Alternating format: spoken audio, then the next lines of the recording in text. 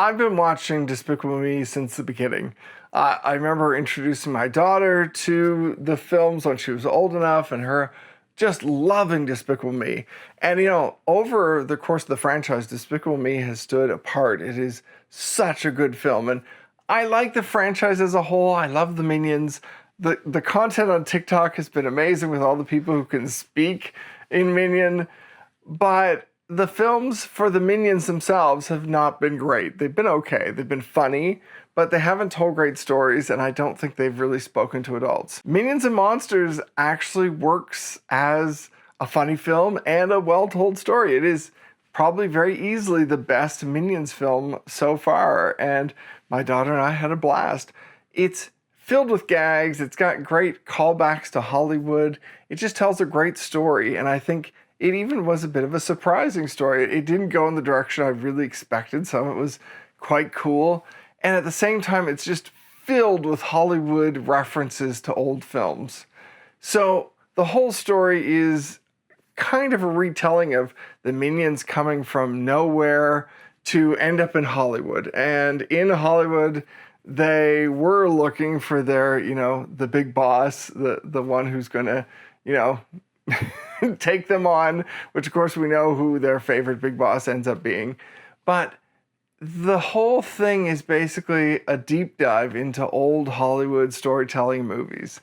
And so we get these references to classic films. There's a little Metropolis, there's War of the Worlds, there's so many things. There's maybe even a little Star Wars, and George Lucas makes an appearance. It's a great little cameo early on that kind of sets a funny tone that this is not the same kind of Minions movie that maybe you expect. If you've seen the other ones, this is a bit different.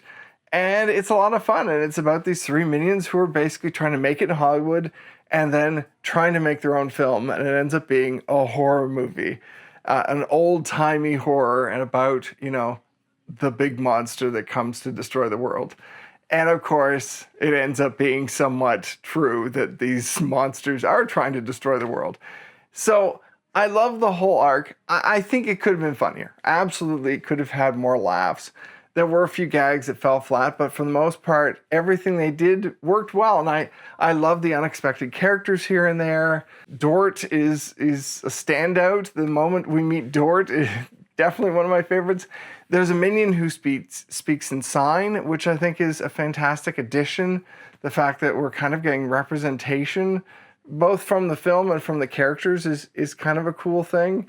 It's just really a lot of fun. But overall, what I love, and it's a story within a story within a story, all this stuff is happening.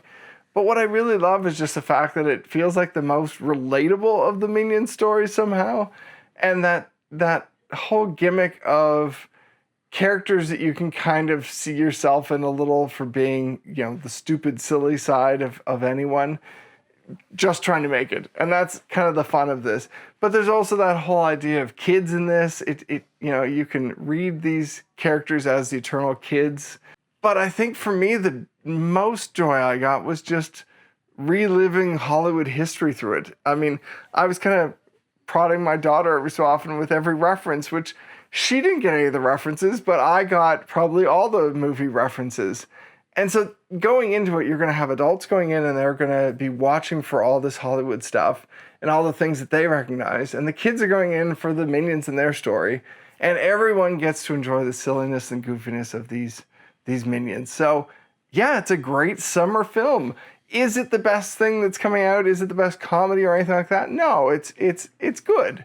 It's an enjoyable summer blockbuster film. And what I love about that is that, yes, we get lots of films in the year, but I don't think we get enough family-friendly films. And this is a perfect family adventure at the cinema. And I think that's the coolest thing. We need a few more of those every summer.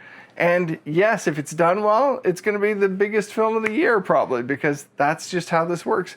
Families don't get to go to that many movies at the cinema that are actually fun and enjoyable. And so this is a great one. So go see it, especially families and Minion fans, of course. Thank you very much for watching. Feel free to leave some comments. I'd like to chat about film. Thank you very much for watching again.